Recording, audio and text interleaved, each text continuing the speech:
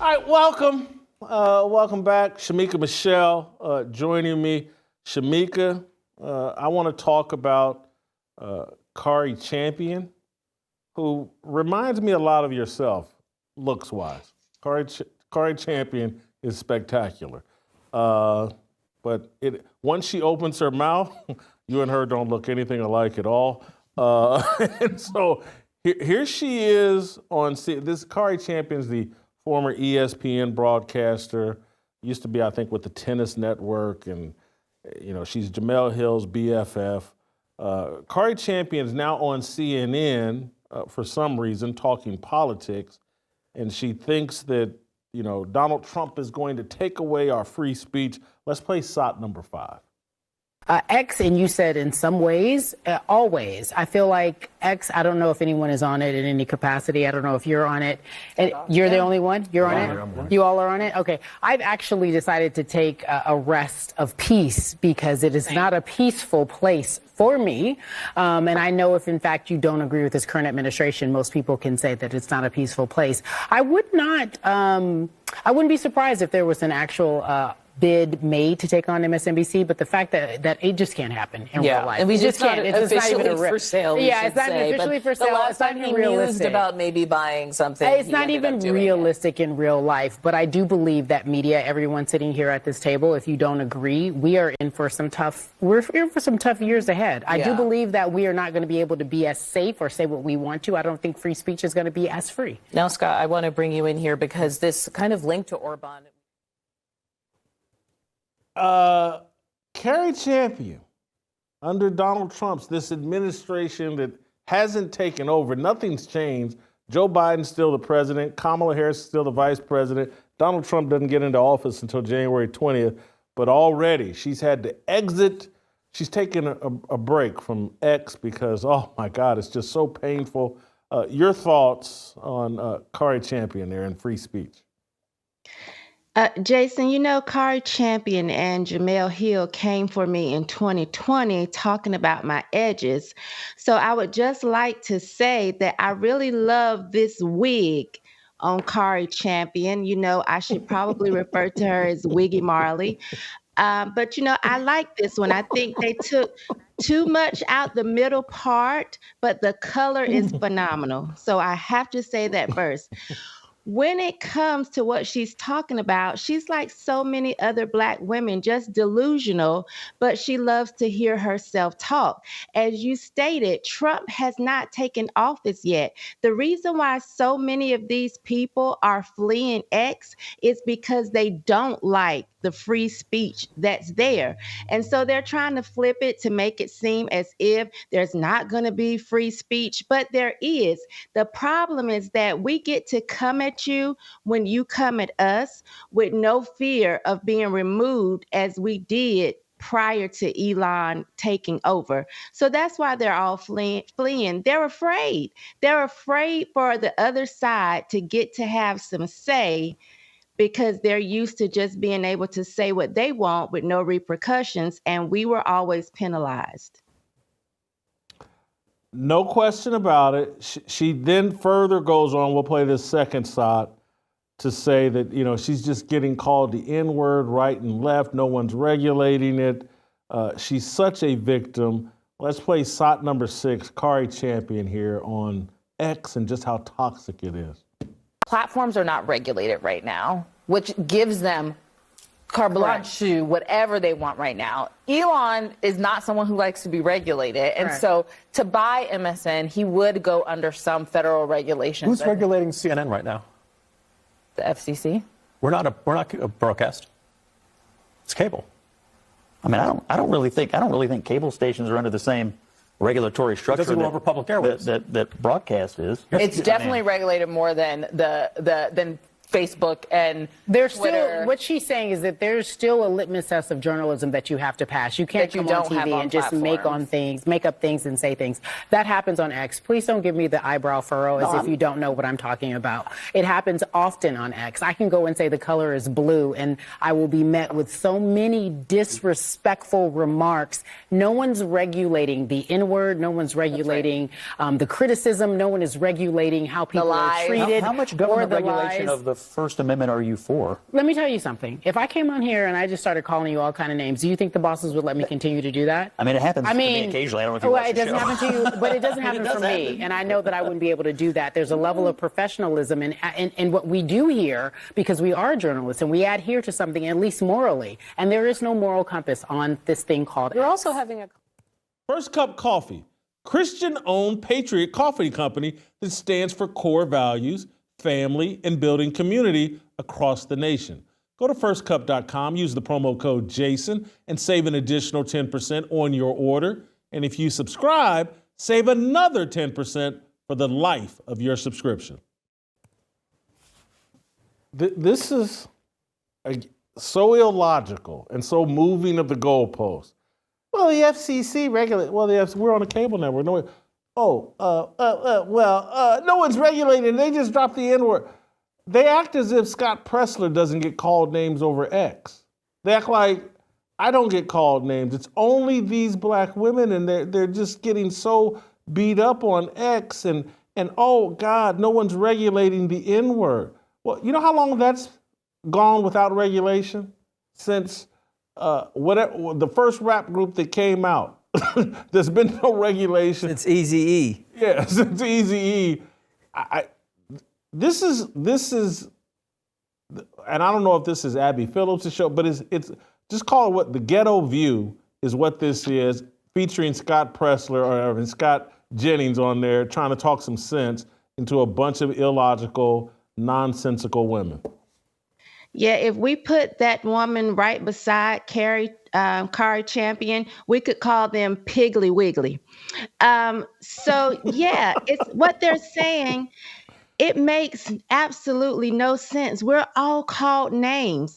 The problem is we are used to it and we have learned how to have some type of tough skin. They don't have the tough skin they claim they have. Now, remind you, these are the black women that claim they are the most educated. They are the ones that's going to save America. Tell me how you're going to save America when you can't even stand in the fire. If you don't like the heat, get back to the kitchen, because this is what happens when you're actually dealing with people on a regular basis and they get to tell you how they feel. This is just human nature, Jason. We're going to have some people that like us and some people that dislike us, but they're not used to being disliked. They're used to being told how great they are, how wonderful they are, how they're going to save America, how they are the backbone of the black community, and how necessary they are. And what they are finding out is that people really don't like them as much as they think, and people think they are silly, and their thought process is really stupid. So they're going to hear these things. But if you want to be in this business, you have to have a thick skin and learn how to brush it off. You don't shut the person down because you don't like what they are saying. You learn how to deal with it. Tell me this, Shemeka, as I sit there and listen to you deconstruct their stupidity, does CNN or MSNBC, has there ever been a black woman like you that gets to sit in these circles and talk the other side? Because that is what this show needs, is because it comes across like, and maybe, again, they got stats, 92% of black women think this way, and they talk this way and think this way.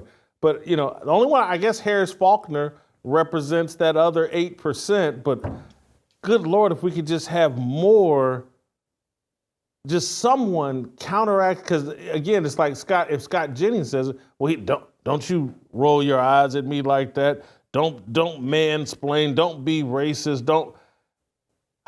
It wears me out. I do want to play a quick clip because Scott Jennings, he's like the Harlem Globetrotters, and he gets to play against the Washington Generals every day on CNN. And he's running up all these victories. And I like Scott Jennings, but I'm starting to question the competition as I listen to him talk to these illogical people. But here's Scott Jennings, one of his responses to Cari Champion. I heard what you're saying about X. I saw a survey this week. It's now the most ideologically balanced Oh, come user on. platform. Scott, of any platform. stop. It's too early. I just I sat know. down. I've You're only gonna- been here for 2 you're gonna minutes. be You embarrassed cannot when I continue tweet to out say after the show, but you it's true. cannot say that. So- That's not the source? case. So Who's what the I- source? Source of that. What I find, we reported it on this network. Who's the source? Who's the, well, we've reported it right here on CNN. Silence. Stupid. Yeah. He's taking on the Washington Journal. Yeah, go ahead, your thoughts. Yeah, I was going to say that was the best part when he said we reported it right here. But before then, they were trying to say that's stupid. Where'd you get that from? These people aren't vetted. They can't be journalists. And they are just angry because the mainstream media is dying. People don't go to CNN controlled Negro network as they used to. They're not running to them to see what's going on in the world or to figure out which side they're going to be on. People are actually signing into X every day so that they can hear both sides and figure out what to believe for themselves. And that's the problem because they're used to controlling the narrative. If CNN says the sky is purple, they're used to people saying, oh my God, I thought it was blue, but maybe it's not. CNN is saying it's purple. And they don't like that people get to now tune into X and have the other side say, no, it's really blue. I know CNN is telling you something different and you are used to depending on these people, but they can't be trusted. Not only can they not be trusted, this is why they can't be trusted. When you get to see them in real time, people call them out and show where they've lied. When they go and backtrack and say something different, they don't like that. And when it came to mainstream media, we didn't have that before because there was no rewind. You know, even if you were able to DVR the show, most people don't go back and look that stuff up. Now on X, you can do that. And in one clip, they can show them saying one thing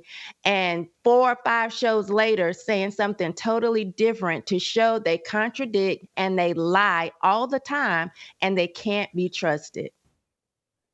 I just want to know how black women are 6-7% of the population. How do you have a show on CNN where 6 people are sitting around and half of them are black women?